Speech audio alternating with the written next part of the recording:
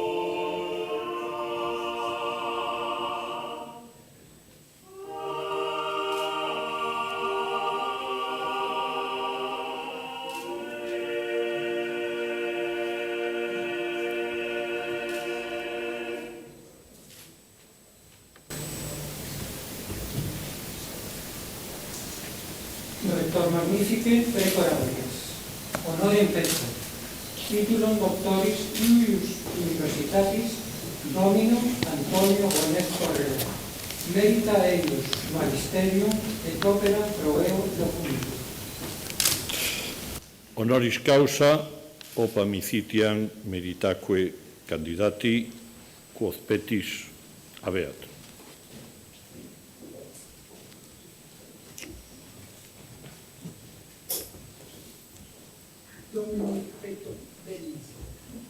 Do veniam.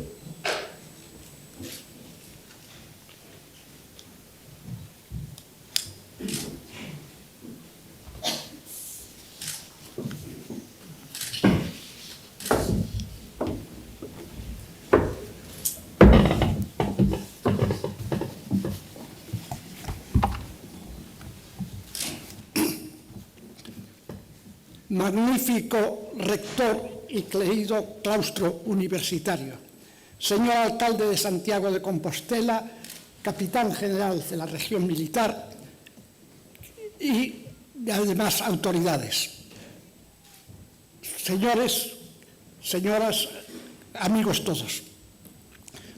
La trayectoria vital de una persona con sus trabajos y sus días es igual a una ascendente espiral que abierta e infinita se proyecta hacia un futuro que se anhela ser prometedor. Las circunstancias y los momentos de una biografía se suceden normalmente con rapidez y sin interrupciones, sin alterar su constante dinamismo. Ahora bien, no siempre ocurre lo mismo. Hay ocasiones en las que hay instantes extraordinarios, momentos excepcionales en los que el tiempo parece detenerse. Al igual que cuando se sueña, se percibe entonces que existe un tiempo circular en el cual se funden el pasado y el presente. En una coyuntura similar me encuentro en este momento. Al igual que hace más de 60 años, cuando yo era estudiante de esta Universidad de Santiago de Compostela, siento la misma emoción y el respeto que siempre me infundió este magnífico Paraninfo, en el cual a lo largo de los años he asistido a muchos solemnes actos académicos. En el presente caso, mi emoción no puede ser mayor, ya que se trata de mi investidura de doctor honoris causa del alma mater gallega, en la cual me licencié en el año 1948. Es por ello que, excelentísimo y magnífico señor rector y queridos colegas del claustro universitario de Compostela, quiero daros a todos mis infinitas y más gloriosas gracias. El haberme distinguido con tan alto y preciado galardón me llena de un honroso orgullo sin límites. De todos los premios que he recibido a lo largo de mi ya dilatada carrera, ninguno me satisface más y me hace más feliz. Es por ello que, al mostraros mi alegría, voy a intentar trazar lo que en mi biografía ha significado la ciudad y la Universidad de Santiago, norte y guía de mi existencia, tanto personal como profesional. Compostela es la ciudad que más profundamente ha calado en mí. Cuando en el año 1987 fui invitado por la Fundación Getty de Los Ángeles, en California, aprovechando que tenía tiempo por delante, a pesar de estar tan lejos, geográfica y mentalmente, de Galicia, me puse a escribir un libro sobre la Plaza del Obradoiro, evocando el bosque de piedra de la ciudad en que me formé e inicié mi carrera universitaria. Hoy, al igual que ayer, como cuando era estudiante de esta universidad, me encuentro en este espléndido Paraninfo, que desde su inauguración en la apertura de curso de 1906 a 1907 ha sido el espacio académico en donde se han celebrado los múltiples fastos y las más solemnes ceremonias del alma mater gallega. En mi memoria está siempre presente su suntuoso espacio rectangular, con su recargada decoración de ornamentos y símbolos universitarios propios de una época pasada y que algunos han criticado como anticuada, calificándola de kitsch. Por mi parte, he de confesar que admiro las pinturas de José María Ferollera Ibáñez y la parte escultórica de Rafael de la Torre Mirón, que supieron dar la venerabilidad y respetabilidad que requiere un Paraninfo universitario. Muy de su tiempo son la muestra de una estética finisecular y decimonónica, que sin duda alguna no tardará en ser reivindicada. A propósito de este Paraninfo, quiero ahora recordar cuando en los años 40 asistí en él a una conferencia de Eugenio d'Ors, titulada El secreto de la filosofía. Era una tarde de lluvia y el salón estaba lleno a rebosar. Cuando el maestro estaba en medio de su disertación, falló la electricidad y se produjo un apagón como era frecuente entonces. Enrique, el conserje y bedel mayor de la universidad, con su embarado empaque de húsar austrohúngaro, encendió un candelabro sobre la mesa del orador. d'Ors aprovechó la ocasión para hacer un poético elogio de la luz de las candelas. Cuando se encendieron de repente las lámparas de cristal del Paraninfo, don Eugenio, tras mirar su reloj y ver la hora, preguntó si deseaban o no que continuase su discurso. Ante el expectante silencio de la concurrencia, manifestó que podía continuar todo el tiempo que hiciese falta, pues él era infinito. Al día siguiente pude conocer personalmente al maestro, al que me presentaron en el Paseo de la Herradura los escritores Álvaro Ruibal y José María Castroviejo, convertidos en anfitriones del viejo pensador, entonces en el cenit de su gloria intelectual. Muchos son ahora los recuerdos que se agolpan en mi mente acerca del ambiente universitario de Santiago de Compostela en la década de los años 40 del siglo pasado. La influencia de la ciudad producida en los estudiantes, masculinos y femeninos procedentes de las 4 provincias gallegas, era decisiva. En Santiago no solo estudiaban, sino también asimilaban el espíritu urbano y cultural, además del monumental. Junto a la ciudad levítica, con su enorme seminario conciliar, se encontraba la añeja sociedad señorial, la clase media de los comerciantes y la selecta de los profesores universitarios. La mayoría de los estudiantes, muchos procedentes del medio rural, vivían en pensiones y fondas o en las residencias de estudiantes de los jesuitas, la del futuro campus universitario después de la herradura y la recién construida de la estila del Opus Dei, obra de Miguel Fisac. Personalmente yo viví un Santiago familiar, como si fuese uno más de su tradicional censo urbano. Cuando mi hermano José acabó en Lugo el bachillerato, mi madre, que era viuda, decidió trasladar la casa a Compostela. Durante más de 10 años tuve mi residencia, incluso cuando yo vivía en París, en la calle número 16 de la calle de la Zabachería, antiguo domicilio del canónigo Cuesta. Mi habitación en dúplex del piso por la parte de atrás del inmueble daba frente a la calle de Villares.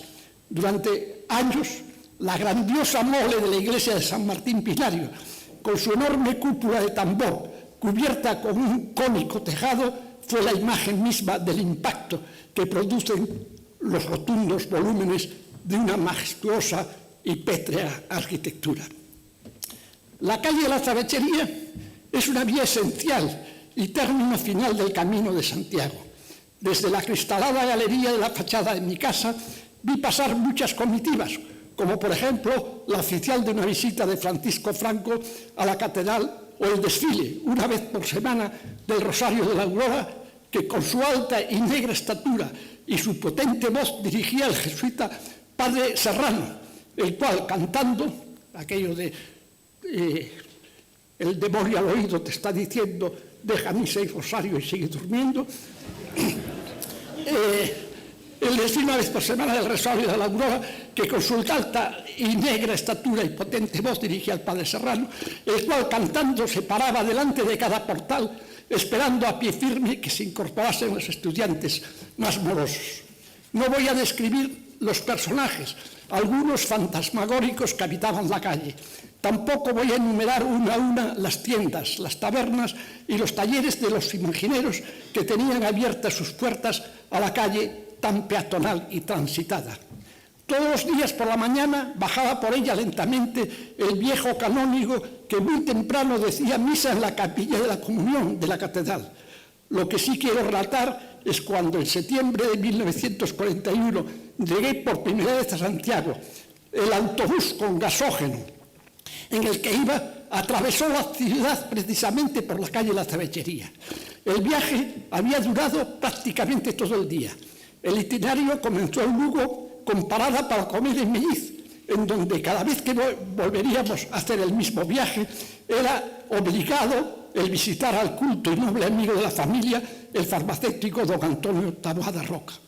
Después, al atardecer, el renqueante autobús llegaba a Santiago, entrando por la Puerta del Camino y tras atravesar Casas Reales, la calle de Ánimas y la Plaza de Cervantes, bajando por la Zabachería y la Plaza de la Inmaculada, pasaba bajo el arco del obispo y continuando por el Obradoiro y la calle del Franco finalizaba en la calle de la Serra, delante de la Casa de los Blancos Cicerón, cercana al moderno y hoy desaparecido edificio de los Castromil. También me veo asombrado contemplando a través de la ventanilla la sucesión de tantos monumentos. También siempre me acuerdo de que una vez me dijo mi amigo Manolo Remuñán que a él le hubiera gustado no haber nacido en Santiago para poder así descubrir en la edad adulta la inmensa belleza de la ciudad.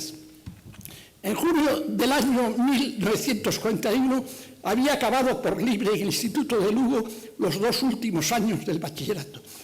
A causa de una pulmonía doble cogida en el verano por bañarme románticamente por la noche en el frío río Neira, cuando en el mes de septiembre del mismo año llegué a Santiago, no pude presentarme al preceptivo examen de reválida.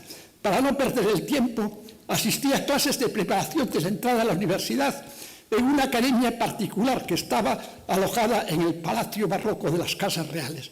Gracias a una convocatoria extraordinaria y al permiso concedido por el entonces ministro de Educación, Ibáñez Martín, por fin, en enero de 1942, pude matricularme por libre en la Facultad de Filosofía y Letras.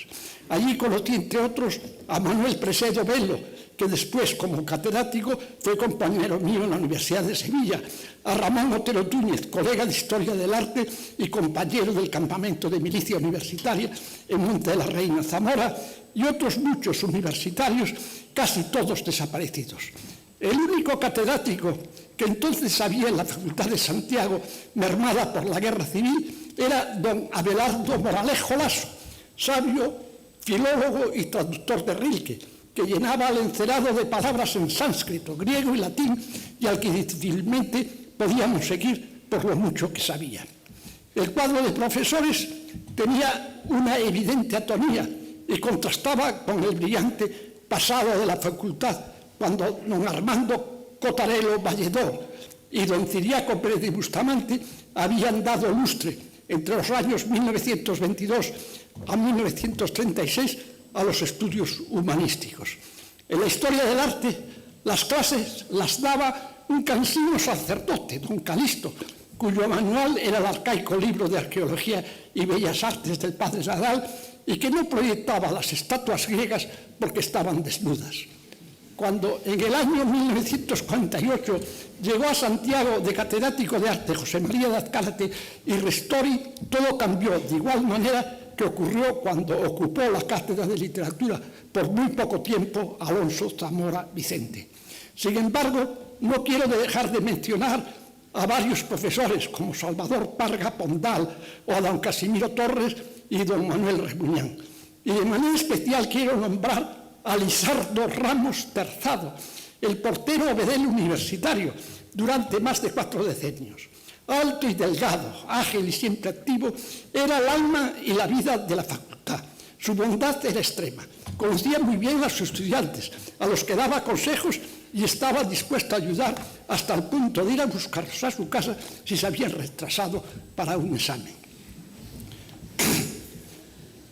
Aparte de la Facultad de Filosofía y Letras, en el monumental edificio de la Universidad del siglo XVIII y ampliado con una planta más en la segunda mitad del siglo XIX, estaban instaladas además las facultades de Ciencias y de Derecho. En realidad convivíamos en su espacio, no solo los estudiantes, sino que también conocíamos a los catedráticos y profesores de materias que nos eran ajenas. En los pasillos y en la biblioteca del último piso y en las escaleras monumentales había un trasvase increíble de personas, ideas y proyectos. En la Facultad de Derecho, don Camilio Barciatreyes daba un aire cosmopolita al claustro. Don Ramón Prieto Vances, una lección de señoría intelectual, don Paulino Pedré Casado, de bonomía y liberalidad. A ellos vino a añadirse con su rigor y disciplina intelectual don Álvaro Dors. En ciencias, en donde Rivas Marqués era figura destacada, había que señalar la presencia de don Tomás Batecas Barugán, catedrático de química física, conocido investigador a nivel internacional. Persona que había vivido muchos años en Ginebra, poseía una selecta biblioteca de literatura francesa, en especial los libros editados por Gallimard y otros impresores de vanguardia. Gracias a que yo era muy amigo de su hijo, pude tratar íntimamente a don Tomás, que contribuyó poderosísimamente a mi formación literaria y estética. Todavía recuerdo con él asistimos en el teatro principal a las funciones del ballet del Marqués de Cuevas, que durante un tiempo, huyendo de la ocupación de Francia por los nazis, estuvo instalada en Compostela en espera de tomar un barco con destino a Buenos Aires.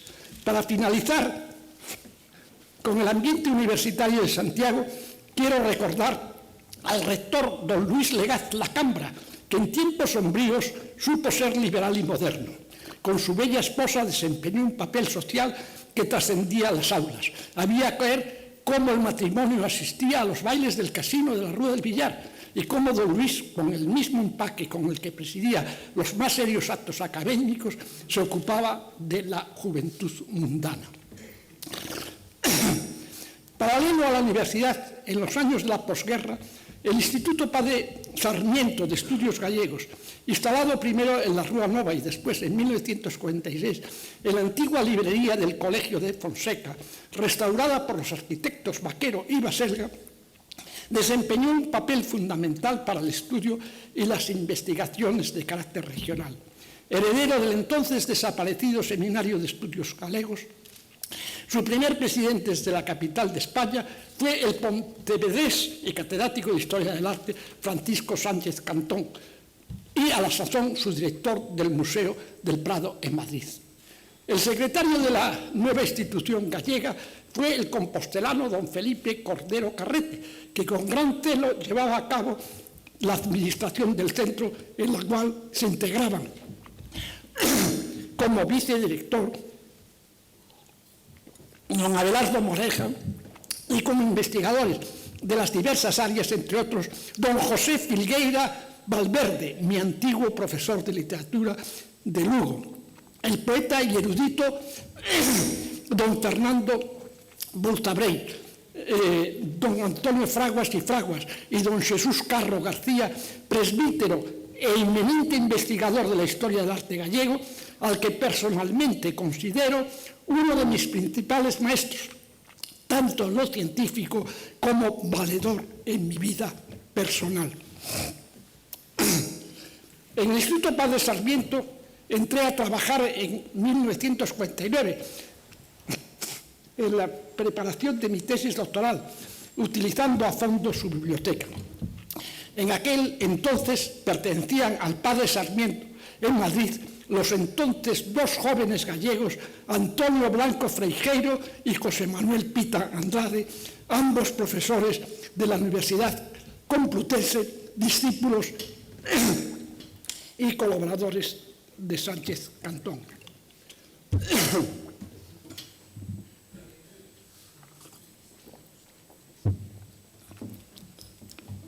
Complemento de los contactos profesionales del Padre Sarmiento, señalaré mi relación con el arquitecto Pons Sorolla y con el historiador de arte Chamoso Lamas, ambos responsables de la conservación y restauración de los monumentos compostelanos.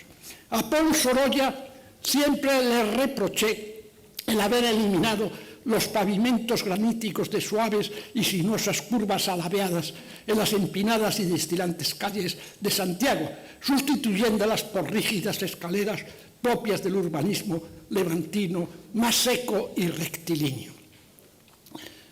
Aparte de la universidad, para un estudiante inquieto y deseoso de ampliar sus horizontes intelectuales, Santiago era la ciudad más idónea.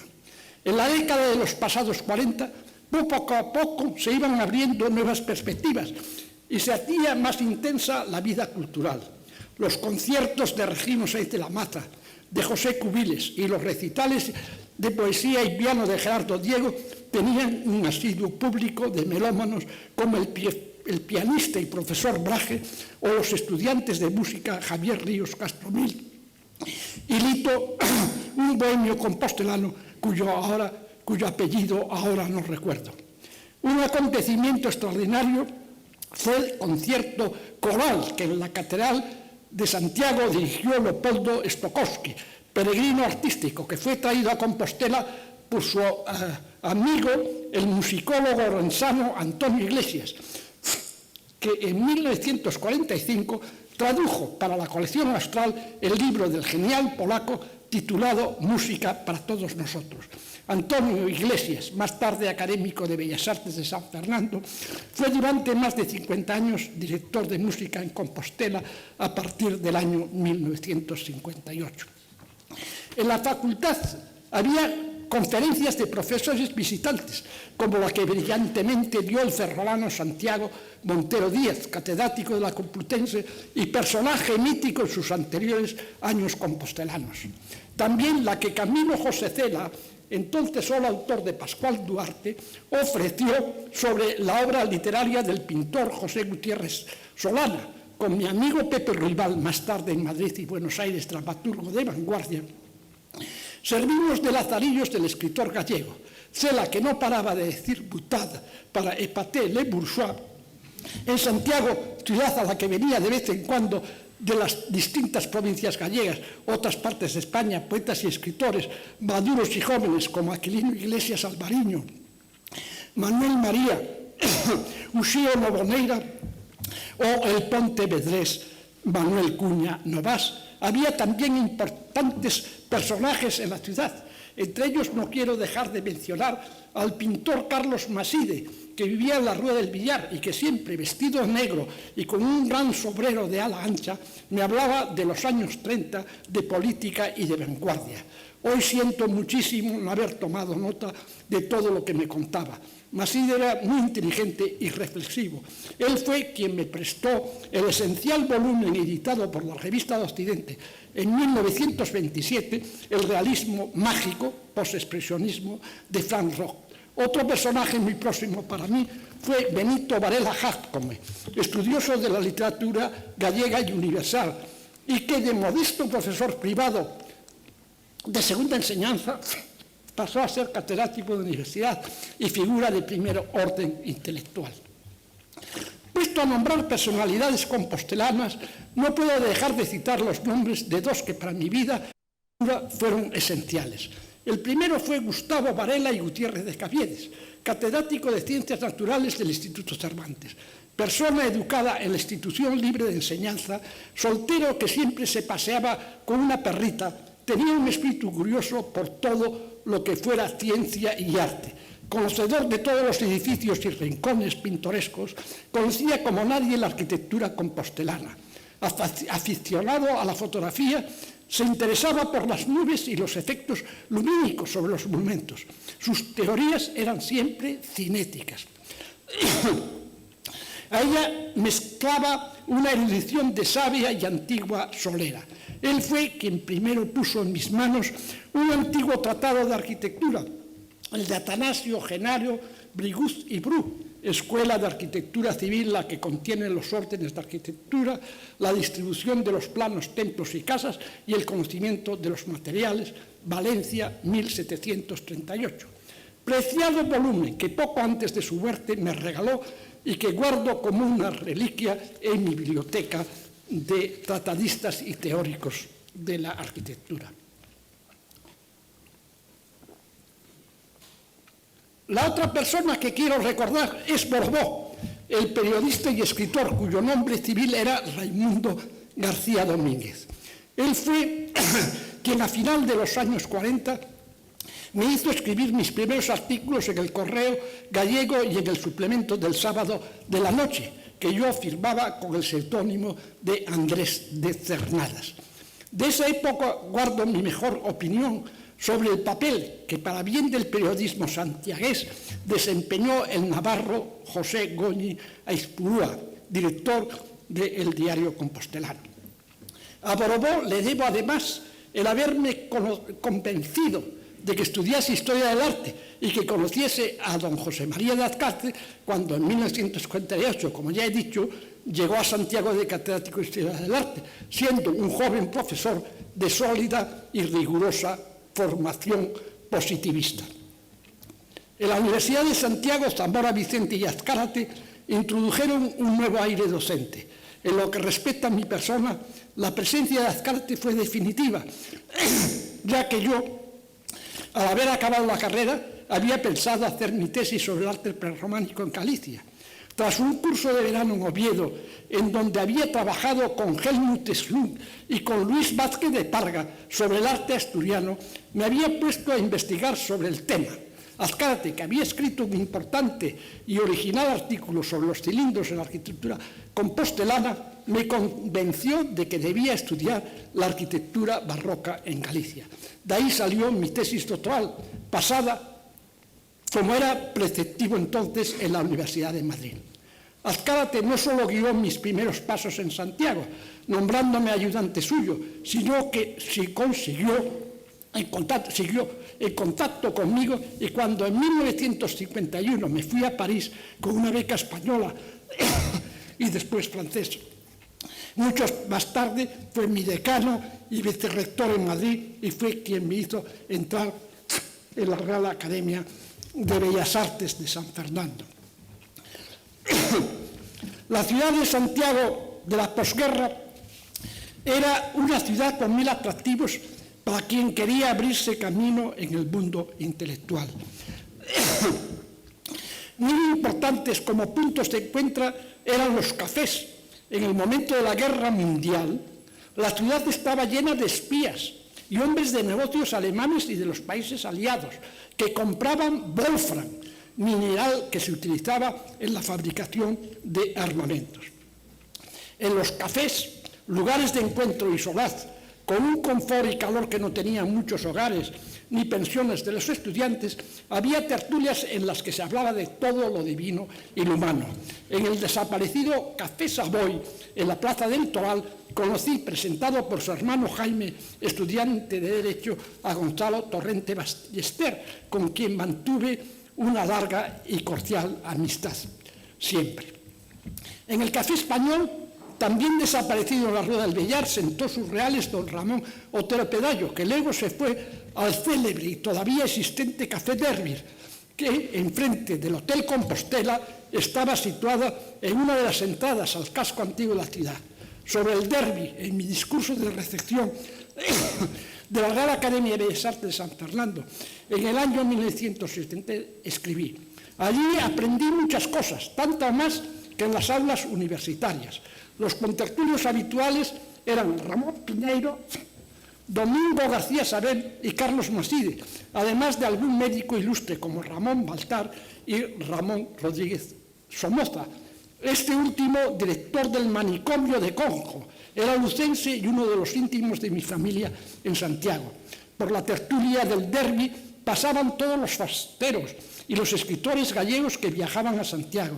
Era una especie de foro, ágora o plaza cubierta en donde se intercambiaban noticias y comentarios de todo orden y tipo. Enumerar a las personas importantes, nacionales y extranjeras, a las que conocí en el Derby, sería establecer un estado demasiado prolijo. Hay muchos aspectos del ambiente de la ciudad que podría evocar como los cotidianos paseos por las tardes bajo los soportales de la Rueda del Villar, en donde la librería Galí y lo de los González ofrecían en sus escaparates las últimas novedades bibliográficas. En las mañanas de sol, el paseo de la Herradura era un lugar de reunirse con los amigos, de fotografiarse al minuto y de ver a las pintorescas Marías, cuyas estrafalarias figuras eran tan habituales que si no se les veía, pensaba todo el mundo que había pasado algo anormal. En los días de feria de ganado, en el monte de Santa Susana, la Herradura adquiría una atmósfera rural. Los domingos, el concierto de la Banda Municipal de Música animaba el paseo, que en los días de la semana, a las horas de salida de las clases del Instituto Femenino del Colegio de San Clemente, se llenaba de chicas guapas y alegres en uniforme. Como acontecimientos extraordinarios, recuerdo que un año, con el motivo del aniversario de la muerte de Rosalía de Castro, en una pequeña comitiva presidida por don Ramón Otero Pedallo, participé en el grupo que depositó al pie de la estatua en la Herradura de la gran poetisa gallega una fúnebre corona de flores. Este acto, entonces considerado subversivo, me costó mi primera declaración en una comisaría de policía. También quiero rememorar el hecho singular de que cuando Eva Duarte de Perón visitó España, vi desde lejos como la dama argentina plantaba en la Herradura un árbol que hoy debe ser muy alto y frondoso. Años más tarde, un espectáculo maravilloso fue el que tuvo lugar en las plazas del Obradoiro, en los principios del año 50. La representación al aire libre delante de la fachada de la catedral del Gran Teatro del Mundo de Calderón de la Barca, por la compañía Tamayo, fue verdaderamente extraordinario. Yo tuve personalmente el privilegio de ver este año este acto sacramental en compañía de don Ángel Balbuena y Prat, especialista en la materia y más tarde compañero mío en las universidades de Murcia y Complutense de Madrid. La ciudad, además de universitaria, era una ciudad eclesiástica. Los canónigos, con sus lustrosas solanas y manteos, zapatos de villa de plata y tejas con borlas lucían su vetusta estampa en sus raras salidas por las calles principales. Yo tengo el recuerdo siempre presente de don Manuel Capón, Pico de Oro y el rector del Seminario Conciliar de Santiago, que era como una especie de tutor o valedor de mis estudios en la universidad, de forma que estaba obligado a ir a verle de vez en cuando con mi hermano a San Martín Pinario, en donde nos recibía en un enorme salón de sillones enfundados. Sin ser premioso y sin caer en excesos, he de mencionar otras personas que formaban parte de la vida santiaguesa. La profesora de alemán, doña Otilia Ulbrich, era la representación misma de la mujer teutona, grande e imponente. Según los estudiantes, llevaba siempre consigo en su bolso una pistola. Su figura contrastaba con la de profesora de francés, cuyo nombre no recuerdo, porque era menuda, delicada, muy afable y femenina. Cuando empecé a escribir estas palabras de agradecimiento a la Universidad de Santiago, pensaba a continuación iba a tratar sobre la Torre de Hércules de La Coruña y el libro Investigaciones en la fundación y fábrica de la torre llamada de Hércules, situada a la entrada del puerto de La Coruña, escrito por José Cornide. Pero pronto me di cuenta de que mi discurso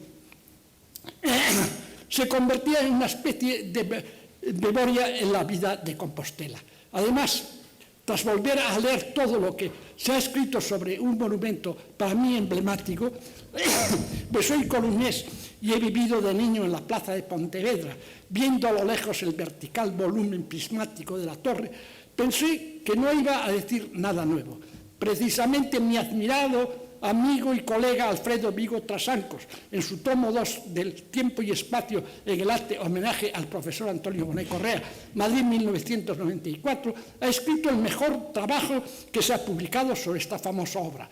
Y a continuación ha escrito muchísimos más importantísimos sobre la Torre de Hércules. Este icono e imagen heráldico de La Coruña. En otros artículos suyos y libros, y lo mismo en los del profesor Miguel Tay Guzmán y otros profesores, se puede encontrar todo lo que se refiere a un monumento del que en los anaqueles de mi biblioteca tengo pequeñas reproducciones y un soberbio cuadro del pintor coruñés José Mosquera.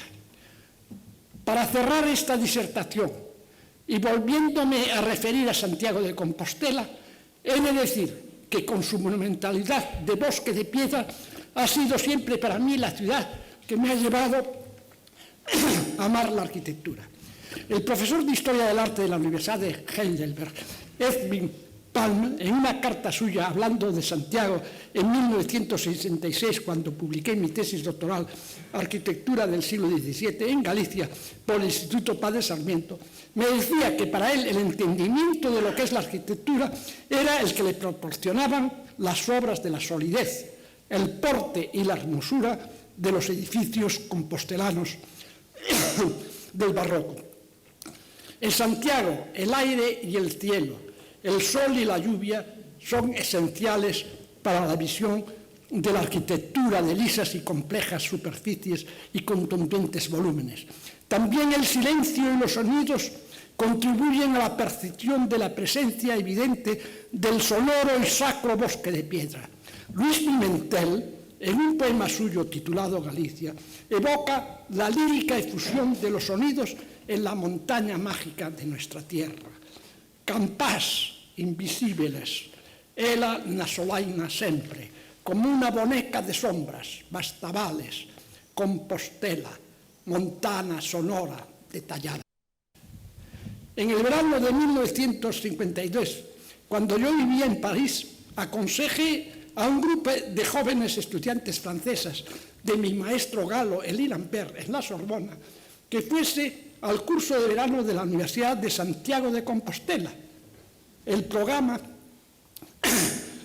era estupendo, impartido por los mejores profesores, como Otero Pedrallo, Bouza Brey, Filgueira Valverde, Moralejo, Río Barja y muchos más, explicando la historia del arte, la literatura y el folclore de Galicia. Yo me ocupé de recibirles, y he aquí que al final de la estancia de aquellas entusiastas francesas me enamoré de la que desde aquel año hasta hoy ha sido mi fiel esposa y compañera. A Santiago le debo no solo mi formación como historiador del arte, sino también mi felicidad personal. Es por ello que al recibir ahora el título de doctor honoris causa por la Universidad de Santiago, os agradezco el que hoy pueda encontrarme aquí acompañado de Mónica y de mi hija Isabel, lamentando que mis dos hijos, Juan Manuel y Pedro, no puedan estar presentes por encontrarse de viajes de trabajo ineludibles en el extranjero. El verme rodeado de otros familiares, amigos y compañeros de esta universidad me llena de emoción y de alegría. Mil gracias a todos y en especial al claustro universitario de Santiago de Compostela.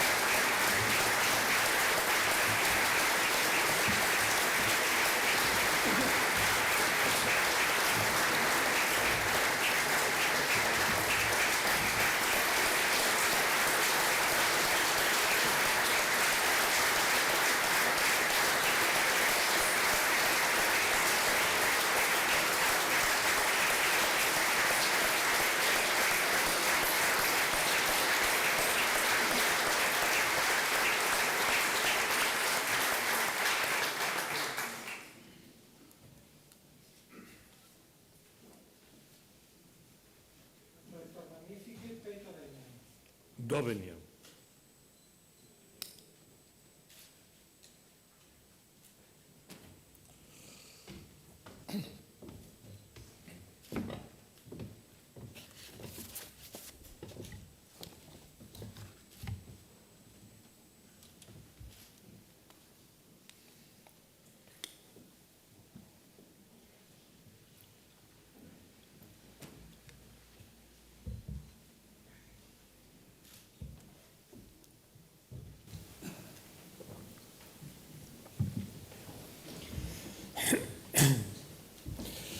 Excelentísimo rector magnífico de la Universidad de Santiago, excelentísimo vicerrector de la Universidad de A Coruña, dignísimas autoridades, miembros de la comunidad académica universitaria, señoras y señores. Créanme si les digo que pocas veces un profesor universitario puede estar más feliz y más satisfecho que a la hora de recibir como doctor honoris causa en la universidad en la que tú eres profesor a una de las personas que más has admirado y que has considerado de siempre uno de tus maestros más importantes. Y ese es el caso precisamente del profesor Antonio Borrez Correa. Es una gran satisfacción, pero tengo que decir que es una satisfacción que se multiplica en primer lugar porque ha sido pedida, solicitada para este honor por todo el Departamento de Historia del Arte sin ninguna sola fisura, de una manera unánime y con un cariño que le tenemos todos extraordinario desde hace muchos años. Satisfacción también porque me ha permitido a mí, que soy amigo de él desde hace mucho tiempo, ser el padrino de investidura. Si bien es verdad que tengo que decir que aquí conmigo tendría que haber estado también como madrina, en este caso una compañera mía, Marisa Sobrino, pero con un problema que tenía ella, al parecer, de tipo estético, parece ser, según me dijo, de no poder combinar la peluquería con el birrete o el birrete con la peluquería, no recuerdo exactamente el motivo principal, pero algo de eso me dijo. Me veo aquí solo ante el peligro, aunque verdaderamente es una situación que me produce una gran satisfacción y un honor, evidentemente. Y también una gran satisfacción porque me consta y sé que el profesor Antonio Borrez Correa, con el currículum que tiene tan extraordinario y de tantísima calidad, al que pocos pegas podemos poner, evidentemente es una persona que se merece como el mejor, el grado y rango que hoy le otorgamos, y además, si cabe, porque a mayores de todos los honores que puede haber tenido, suma la condición de ser gallego, ejercer como gallego y haber dejado siempre el pabellón de Galicia al mejor nivel. Nos ha dejado siempre en todos los continentes que él ha podido hablar en una situación realmente extraordinaria. Por lo tanto, en nombre del Departamento de Historia del Arte y de la Facultad de Geografía e Historia, que hoy de manera circunstancial voy a permitiros el lujo con el permiso de mi director y de mi decano, quiero dar las gracias al claustro de la universidad representada por el rector por el nombramiento que ha realizado, diciéndole a todos vosotros que habéis obrado con justicia, que habréis obrado con un gran sentido de la razón y sobre todo habéis obrado con sabiduría. Lo cual no me extraña, porque la Universidad de Santiago lleva en estas cosas del saber 500 años de vida y esperamos que incluso a pesar de esta especie de gran tormenta, casi huracán, que últimamente nos está amenazando, siga la Universidad de Santiago viviendo otros 500 años más, al menos en las mejores condiciones. Y yo creo sinceramente que hoy es un día bonito, es un día hermoso, hoy que recibimos precisamente la presencia e investimos como doctor honoris causa Antonio Bonet para empezar a contar esa especie de año 1 o año 0 de esta nueva andadura. He dicho que Antonio Bonet Correa era gallego y no lo dije por decir. De hecho, nació en A Coruña y en Coruña desde el principio ya en su infancia recibió las luces, en cierta medida ilustradas, de esa torre fantástica, extraordinaria, bimilenaria, construida en tiempo de los romanos, pero que debe mucho en su forma actual al periodo de la Ilustración y que guió sus pasos ya en la niñez. Él mismo nos lo ha dicho, ciertamente. Y no se olviden que la Torre de Hércules es una obra que ha sido declarada Patrimonio de la Humanidad. Pero al mismo tiempo hay que decir otra cosa. Él, por sus raíces, es también un lucense de vocación. Y de hecho pasó en Lugo toda su adolescencia. Por lo tanto, pienso yo no estaba allí para comprobarlo, que las murallas de Lugo, romanas y casi bimilenarias, marcarían también una impronta, seguro, evidentemente, en su personalidad futura. Y vuelvo a recordar que las murallas de Lugo son también patrimonio de la humanidad. Pero no se preocupen los compostelanos, porque la ciudad que más ha decidido en su trayectoria futura, él lo sabe, pero los demás también, ha sido sin duda la ciudad de Santiago de Compostela, a donde llegó a comienzos de los años 40 para estudiar la carrera de Filosofía y Letras en la sección de Historia y en donde empezó verdaderamente a vivir una situación realmente extraordinaria. Yo no estaba en Santiago en los años 40 y me los imagino en principio tristes porque son unos años de posguerra que evidentemente se suponen que estarían cargados de dificultad. Pero Antonio Bonet era joven, era además una persona jovial, era un hombre socialmente interesante y por lo tanto de inmediato tomó contacto con las aulas, con los alumnos, con los profesores, con esas otras aulas y esos otros profesores que impartían también esas otras clases magistrales en las tertulias de los cafés compostelanos. Él mismo nos lo acaba de decir, personalidades como Otero Pedrallo, como Borbó, como Torrent de Ballester, como Carlos Maside, evidentemente formaron parte, diríamos, de esa gente extraordinaria que evidentemente impartía allí sus otros saberes, pero con todo y a pesar de ello, yo creo que la presencia poderosa de la piedra compostelana, de la propia ciudad, y de todos sus monumentos que constituyen esa especie de montaña sagrada de piedra que se enerva y se sublima con ese caudaloso barroquismo que evidentemente mucha gente admira, entre ellos yo, y comparto, diríamos, esa admiración con el profesor Bonet, es un poco lo que más decidió toda su vida futura. Piensen, por ejemplo, que de Santiago de Compostela un arquitecto alemán llamado Oskar Jürgens en los años 20, antes del año 1923 y por lo tanto en una fecha ya muy señalada y muy temprana, para lo que estamos comentando, dijo de la ciudad, y era un gran conocedor del urbanismo español del momento, de hecho me parece que escribió el primer libro de urbanismo español, que la ciudad de Santiago era para él la ciudad más monumental de España, la ciudad que podíamos considerar una obra perfecta desde el punto de vista urbanístico y que tenía una arquitectura tan sublime, tan extraordinaria, tan sobrenatural, que en cierta medida, más que por la mano del hombre, parecía que estaba hecha por el aliento divino. Así que evidentemente con esas tres circunstancias que hemos dicho, de haber vivido la presencia de la Torre de Hércules, de haber vivido la presencia de la muralla romana de Lugo y de haber vivido la monumentalidad de la ciudad de Santiago, que también es patrimonio de la humanidad, estarán de acuerdo conmigo que a Antonio Bonet, una persona sensible y culta ya para aquel entonces, solo le quedaba la oportunidad de hacerse historiador del arte. Y efectivamente aquí en Santiago Hizo sus pinitos de primer historiador del arte con un contrato de profesor ayudante, luego estuvo de becario en el Padre Sarmiento, luego tuvo una breve estancia de investigación arqueológica en Oviedo, donde se puso un poco al servicio del profesor alemán Helmut Schlunk, que por poco nos lo lleva en la deriva del prerrománico asturiano, por donde estuvo a punto, al parecer, de hacer su tesis doctoral, pero finalmente, como Santiago se quedaba pequeño, de aquella era una ciudad pequeña donde la tesis doctoral en Historia del Arte no se podía hacer, lógicamente Bonet, con buen criterio, se marchó para la Complutense y allí, en Madrid, se puso a las órdenes del que iba a ser su director de tesis doctoral, el profesor Azcárate. Y allí empezó a hacer su tesis doctoral, si no la empezó ya en un principio al final de su periodo santiagués.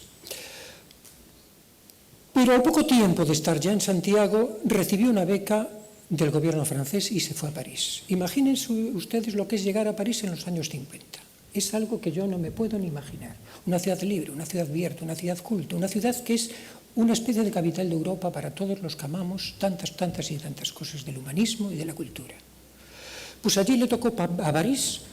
Y evidentemente todas aquellas cosas extraoficiales que darán parte y formarán parte del secreto personal de Antonio Bonet. Pero de las cosas que se podrán contar de las oficiales, evidentemente hay que hablar de que allí tomó contacto con una bibliografía que en España no se estilaba, con unas metodologías de trabajo que en España tampoco se estilaban, y con unos profesores que para nosotros, historiadores del arte más modernos, formados en Santiago y de una manera más humilde, diríamos, desde aquí, desde el ambiente peninsular, son nombres que para nosotros son realmente y forman parte también del Olimpo de la historiografía artística. Élie Lambert, Paul Guinart, Louis Oteker, Louis Grodecki y Pierre Lavedan. Pierre Lavedan, que le enseñó a Bonet lo que era la arquitectura. La arquitectura no era solo una cuestión de muros, bóvedas y número de ventanas. Y, sobre todo, el urbanismo. El urbanismo era una cosa poco tratada en España, por no decir que nadie solía tratar. Recuerden que el único libro que he citado fue hecho en el año 23 por un alemán. Y eso fue algo que, evidentemente, el profesor Pierre Lavedan influyó en un joven Bonet, que viviendo en París y viniendo de Santiago se dio cuenta inmediatamente que la ciudad era el marco no solo de la sociedad y de la cultura, sino una pieza de arte exquisita que había que tratar desde el punto de vista historiográfico. Y eso evidentemente le dio también unos aires a Bonet cosmopolitas, importantísimos, que después de su estancia en París evidentemente ensayó y proliferó evidentemente ya cuando regresó a España. Y regresa a España en el año 57. Regresa a España en el año 57 para leer su tesis doctoral que se titula y que tiene como tema Galicia, la arquitectura del siglo XVII en Galicia, y que llevó todos los premios habidos y por haber, el sobresaliente, el cum laude, el premio extraordinario y, por si fuera poco, a mayores, el premio nacional Marcelino Menéndez y Pelayo, que era el más importante que en ese momento se podía otorgar a una tesis realizada en humanidades. Tuvo que esperar un tiempo para que se publicara. Se publicó en el año 65, la publicó el Consejo Superior de Investigaciones Científicas. Y a partir de ello, esa obra caudalosa, profunda, intensa, corpulenta, se va a convertir en un monumento en sí misma, que habla a su vez de muchísimos monumentos y que ponen en valor toda la arquitectura gallega del siglo XVII, del primer clasicismo y del primer barroco. Es decir, que sienta las bases de lo que es la gran eclosión del barroco del siglo XVIII, y todo eso evidentemente lo hizo Bonet en esa obra que en su momento fue realmente puntera y una obra que sigue siendo una referencia para todos nosotros. Pero ya doctor, evidentemente, se tiene que dedicar a la vida cotidiana, tiene que dar clases, tiene que hacer esto, tiene que hacer lo otro, tiene que buscarse la vida para buscar un poco la estabilidad. Por eso vienen los años duros, diríamos, de la docencia. Duros y no tan duros, porque algunas veces la docencia, evidentemente, es también muy gratificante. Pero también, evidentemente, del momento en que tiene que preparar oposiciones. Y de hecho consigue ya la cátedra de Historia del Arte, primero en Murcia, luego conseguirá la de Arte Hispanoamericano en Sevilla, donde será también director del Museo de Bellas Artes, y en donde se envolverá con pinturas realizadas por genios de la pintura del siglo de oro español, como Velázquez, como Roelas, como Herrera el Viejo, como Murillo, como Valdés Leal, como Zurbarán. Todos esos fantasmas maravillosos lo rodearon a Bonet mientras estaba de director, y luego, después de todas esas circunstancias, regresa ya triunfante a la Complutense de Madrid, en donde entra, me parece que en el año 73 o 74, y allí seguirá ya su vida académica hasta que se jubila tempranamente, porque le tocó una época de esas en donde los ministerios hacen una especie de siega, ¿no? Y le tocó a él, pero afortunadamente fue proclamado por su universidad catedrático emérito. Todo esto, diríamos, es un poco la vida académica y la vida de formación, pero tengo que decirles que también ha sido un profesor que enseguida comunicó y conectó con lo que eran sus alumnos. Era un hombre moderno, era un hombre cosmopolita, era un hombre que venía de París y era un hombre que además venía afrancesado, porque no se olviden de que su mujer se llama Monique. Y en consecuencia con todas esas circunstancias, en un Madrid de los años 50 y posterior, de los años 60, todavía eran, diríamos, circunstancias que tenían un marchamo de atractivo y de calidad. Y además era un hombre que no solo valoraba el urbanismo, que era una cuestión que nadie valoraba hasta entonces, sino también el arte contemporáneo. El arte contemporáneo se valoraba siempre y cuando hubiera una pierna o una cabeza que reconocer. Pero cuando llegábamos a otras cuestiones de arte contemporáneo que se introducían por terrenos más complicados, más complejos, más difíciles de conseguir, en definitiva del informalismo, ya eran cuestiones que habitualmente en la Universidad Española no se solían dar e incluso se veían como un serio peligro para la estabilidad artística del país. Con lo cual, una persona que valoraba todas esas cuestiones, evidentemente, resultaban muy atractivas para los estudiantes y por eso tuvo muchos discípulos muy importantes, algunos de los cuales me gustaría saber su nombre. Estoy pensando, por ejemplo, en Calvo Sarbayer, en Víctor Nieto, en Carlos Ambricio, en Ángel González y en algunos fallecidos que aquí quiero también recordar, recientemente fallecidos, como Juan Antonio Ramírez o García Melero. Y de ahí mando un recuerdo a ellos dos porque fueron personas muy brillantes y grandes personas también. Yo lo conocí en los años 80, mucho después, como verán. Estaba realizando mi tesis aquí en Santiago, dirigido por un profesor que fue el que me lo presentó, el profesor Manuel Núñez, y a partir de ahí empezó con una gran relación con el profesor Bonet, que vino después de presidente a mi tesis doctoral, y desde entonces la amistad no ha ido más que incrementarse, porque es una persona además cariñosa, generosa, con una gran personalidad y una bondad personal extraordinaria, que te hace sentir, aunque no seas nadie, como si fueras un grande en la historiografía. Y eso que yo era un estudiante que acababa de empezar, que todavía no era ni siquiera doctor, y te hacía sentir como si fueras el que más sabías de esa cuestión que tú le estabas hablando. Y eso denota una generosidad personal que no todos los catedráticos saben transmitir, y mucho menos los de aquel entonces, que estaban acostumbrados a otra retórica y otra parafernalia menos humanizada. Esto, diríamos, son las palabras que quiero decir referidas a su persona, y estas he tratado de decirlas de viva voz para que se me viera empeñado en una emoción personal que hoy realmente siento. Pero como ahora tengo que pasar a datos concretos, y no se preocupen que serán unos minutos más, voy a leerlos porque son tantos y tan puntuales que sí me costaría un esfuerzo añadido aprendérmelos todos de memoria, y me pareció que no era necesario. Por lo tanto, voy ahora a leer y voy a distribuir, diríamos, todo su currículum en 3 apartados importantes, uno que dedicaré a honores y cargos, otro a publicaciones y otras a su relación con Galicia y con la Universidad Compostelana. Por lo tanto, pasa al de honores y cargos y empiezo ya. Poseedor de tantas virtudes personales y profesionales, sobre que indique que han sido numerosísimos los reconocimientos que ha recibido. Distintas academias españolas lo han nombrado académico numerario, correspondiente o de honor, al igual que muchas otras de Iberoamérica que han valorado sus estudios referidos al arte y la arquitectura americanos. Varias universidades lo han investido también honoris causa, reconociendo así sus vínculos académicos con todas ellas. Instituciones de Francia lo han distinguido con diferentes reconocimientos, siendo entre ellos los más destacados el de Comendador de la Orden de las Palmas Académicas de Francia y el de Caballero de la Orden de las Artes y las Letras, que reconocen su mucha relación con el Estado francés, y él mismo me acaba de recibir que le van a otorgar dentro de poco la Legión de Honor, lo cual evidentemente es un reconocimiento extraordinario, y por ello te felicito. No faltan tampoco cargos tan destacados como el haber sido presidente del Comité Español de Historia del Arte, presidente de la Feria de Arte Contemporáneo Arco de Madrid, asimismo de la Asociación Española de Críticos de Arte, y en la actualidad presidente del Instituto de España y director de la Academia de Bellas Artes de San Fernando de Madrid, que es una prestigiosa institución formada al calor del siglo de las luces que él y yo tenemos en un gran aprecio. Es miembro del Comité Internacional de Historia del Arte, de ICOMOS UNESCO, del Patronato del Museo Nacional del Prado, del Instituto Valencia de Don Juan y asesor de la Fundación Thyssen-Bornemisza. Ha recibido asimismo la Medalla de Oro del Círculo de Bellas Artes de Madrid, la Medalla de Honor de la Universidad Complutense y recientemente la Medalla de Oro al Mérito en las Bellas Artes que otorga el Ministerio de Educación y Cultura. Ha sido igualmente miembro del jurado de los Premios Príncipe de Asturias. En fin, que podríamos continuar esta larga relación de méritos que avalan y confirman, en todo caso, su mucha valía profesional y el enorme aprecio que se le tiene. Publicaciones. Dentro ya del campo de sus publicaciones, debe decirse que, sin duda por el tema de su tesis doctoral que ya hemos señalado, se ha convertido en un referente mundial en el campo de la arquitectura y el urbanismo barrocos, particularmente de España e Iberoamérica.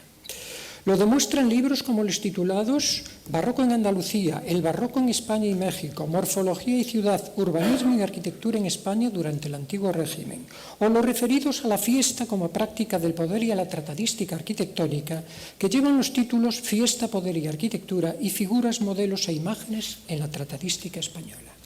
Ha dirigido a su vez importantes obras de conjunto, resultado de congresos y exposiciones internacionales referidas al arte en las cortes europeas del siglo XVIII y a la arquitectura española de la época del músico Scarlatti, uno de los momentos más brillantes de la España más cosmopolita. También merece recordarse la exposición titulada Un reinado bajo el signo de la paz, dedicado a exaltar las figuras de Fernando VI y Bárbara de Braganza como mecenas de las artes, o la dedicada a la figura del arquitecto italiano Virgilio Ravallo, o más aún de Filippo Juvara, que es sin duda una de las personalidades más destacadas del barroco de su tiempo, hombre de mundo y de gran saber arquitectónico, que fue el artífice del primer proyecto para el Palacio Real de Madrid y responsable de la llegada del arquitecto Sacchetti, que sería el responsable del que hoy conocemos. Ha abordado, pues, todos los aspectos de la cultura artística barroca, estudios sobre obras destacadas, sobre tipologías arquitectónicas, sobre artistas claves, sobre promotores, países, teoría arquitectónica y praxis urbana, tanto de España, de Europa como de Hispanoamérica. Y por ese reconocimiento, la UNESCO le encargó la dirección del Atlas Mundial de la Arquitectura Barroca, que publicó en el año 2001 y que constituye a día de hoy una obra básica para conocer la internacionalidad del estilo, que abarcó no solo los dos continentes más conocidos de Europa y América, sino asimismo algunas zonas de Asia, gracias a la labor que por aquellas tierras desempeñaron sobre todo españoles y portugueses.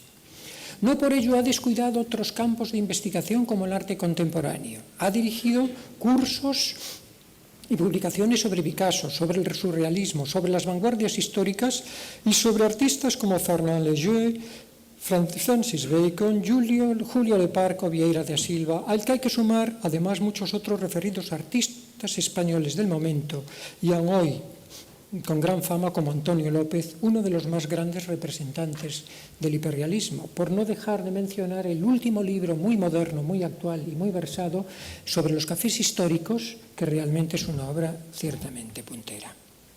Relación con Galicia y con la Universidad de Santiago de Compostela. Al mismo tiempo, por su origen gallego, siempre ha cuidado su relación con Galicia.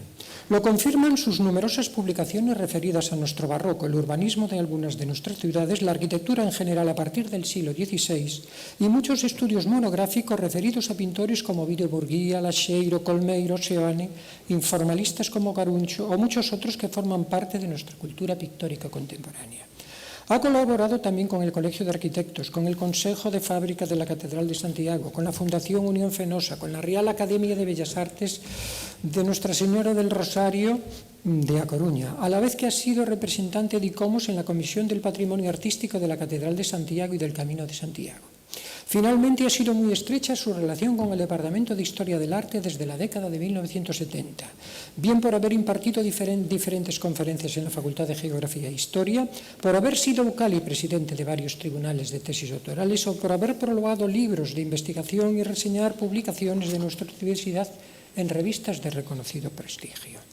Es miembro del Comité Científico de la revista Quintana del Departamento de Historia del Arte. Ha participado como conferenciante plenario en la sesión inaugural del 18 Congreso de Historia del Arte que organizó el departamento y que se celebró en Santiago en el año 2010.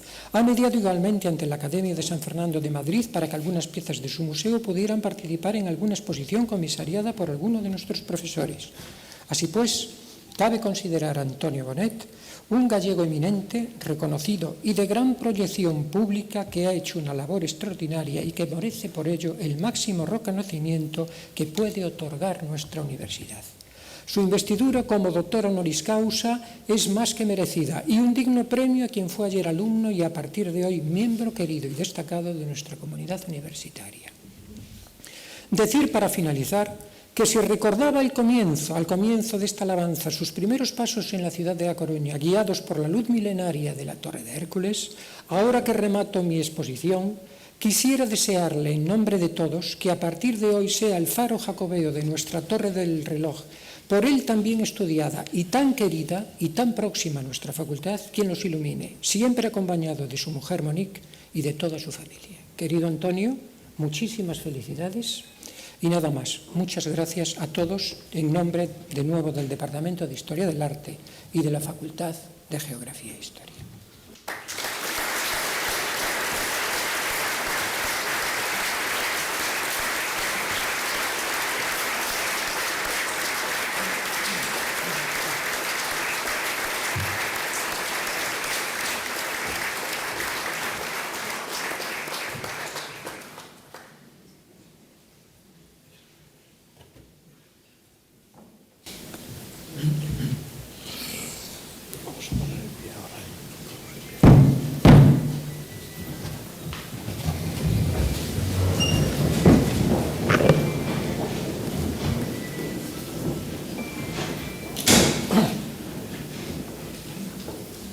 Autoritate igitur ni concessa decibus regnitivi domino Antonio Bonet Correa confero gradum doctoris honoris causa artis historia in et comito reclaro domino Alfredo Vigo Trasancos patrono tuo ut insignibus doctorabilis decoret.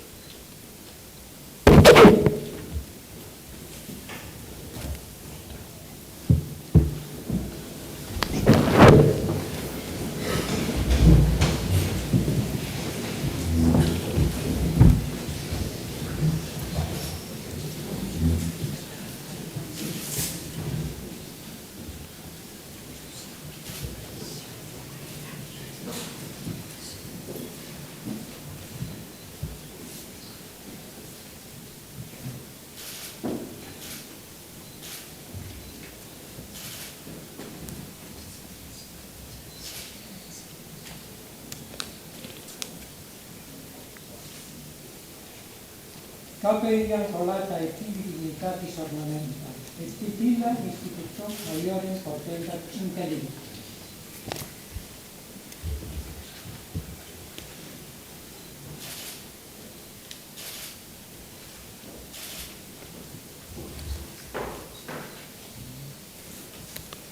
Deus sit liberalis tibi, sit velus laureum coronamentum, coronabantur postertamen victoris.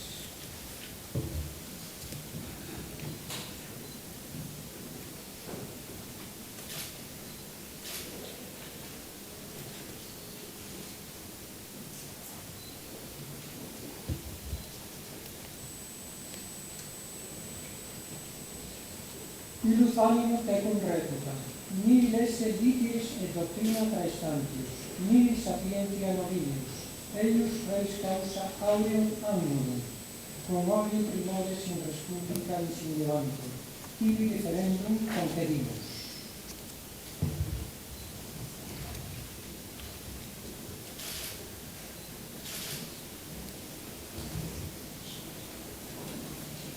Librum ad facultatis nostra studia pertinentum, clausum et reseratum, concedimus, eunque similesque sedito schola et votos flicandi, interpretandum tibius esse extilit.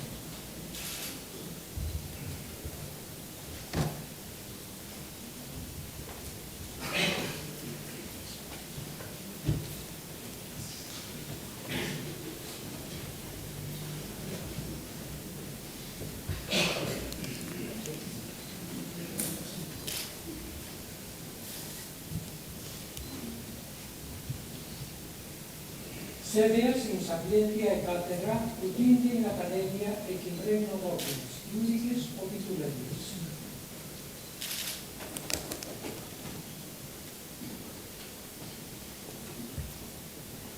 Quanto vero, adepta et dignitati totius academici coetus nunc gradulemo, id noster tibi estemur amplexus.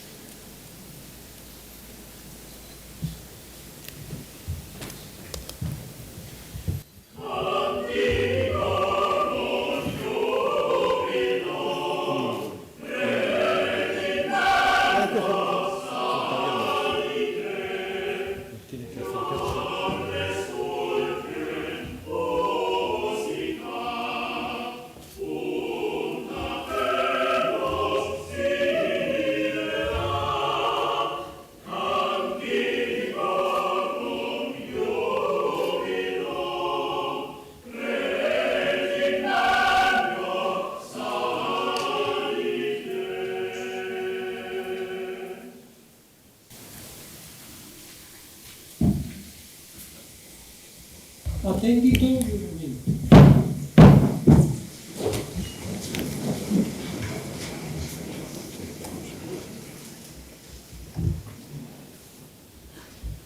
Juras ad imprimere quae sequantur, semper ubique fueris, iura privilegias et honorium unius universitatis e iusquim doctorem postopale. Favorem et prudente consilium praestare, quae fueri requisitum. Et eam eiusquim doctorem ad omni camine, verbo et opera defendere. Sic juro, sic por.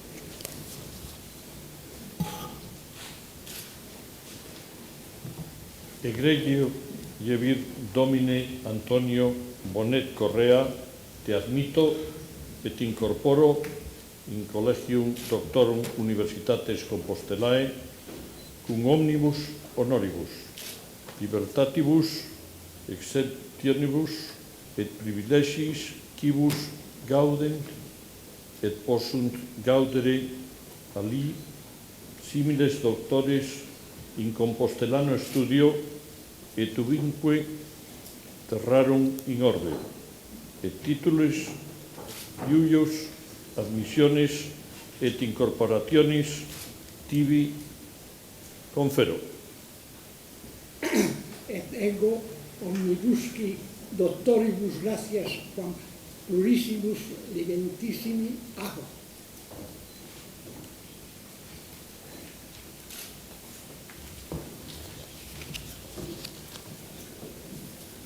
Podéis sentaros.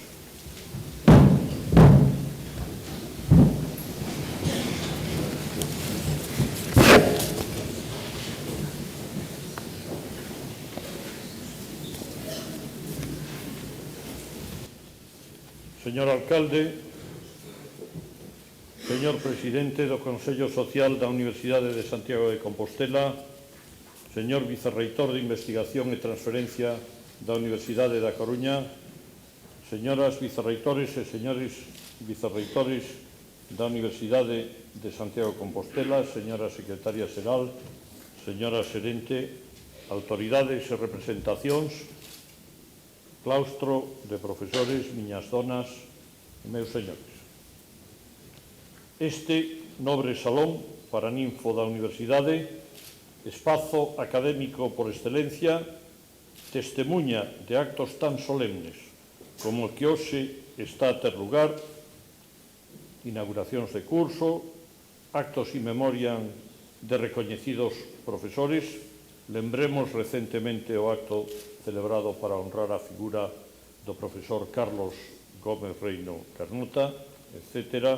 Sírveme hoxe para presidir o doutoramento honoris causa como reitor da Universidade de Santiago de Compostela na persoa do doutor Antonio Bonet Correa, licenciado, como xa se dixo, en Filosofía e Letras pola Universidade e doutor pola entón Universidade Central de Madrid. Foi profesor axudante de Historia da Arte na nosa Facultade de Filosofía e Letras. Foi profesor na Universidade Complutense, na Escola Superior de Arquitectura de Madrid, nas universidades de Murcia, Sevilla, Estrasburgo, todas estas xa como catedrático de universidade, e concluiría a súa vida docente na Universidade Complutense. A proposta do profesor Bonet como doutor honoris causa corresponde ao profesor Alfredo Vigo Trasancos e, de acordo coa normativa da nosa universidade, recibiu inicialmente o apoio do Departamento de Historia da Arte e da Facultade de Xeografía e Historia, sendo valorada positivamente pola Comisión de Accións Especiais, aprobada polo Consello de Goberno e ratificada polo claustro. Pola repercusión notoria importante dende o punto de vista universitario no terreo científico e social, valorándose preferentemente, ademais dos méritos do candidato, a súa contribución ao progreso da Universidade de Santiago de Compostela. Profesor Bonet Correa, é un grande prazer para min, é unha grande honra para a nosa 5 veces centenaria universidade recibilo no claustro de doutores da nosa institución. E faino como doutor honoris causa de Historia da Arte, seguindo a estela de dous distinguidos persoeiros como Andrés Segovia e Xosé Filgueira Valverde. No que respecta ao seu impacto científico, cabe sinalar, volvendo a mirada atrás, que a súa tese foi merecedora, como ben indicou o seu padriño, do máis relevante dos premios concedidos en España nese tempo, o Premio Nacional de Investigación Marcelino Menéndez Pelayo. Dende entón, xa máis de medio século, converteuse nun dos máis recoñecidos e prestixiosos investigadores en distintos aspectos da cultura artística barroca, sin descoidar outras estéticas como é a arte contemporánea. Recibiu a Medalla de Ouro do Círculo de Belas Artes de Madrid, o nomeamento de Chevalier de l'Ordre National de Mérite en Francia e recentemente otorgóuselle a Medalla de Ouro ao Mérito nas Belas Artes, a máxima distinción que no campo das humanidades se concede en España.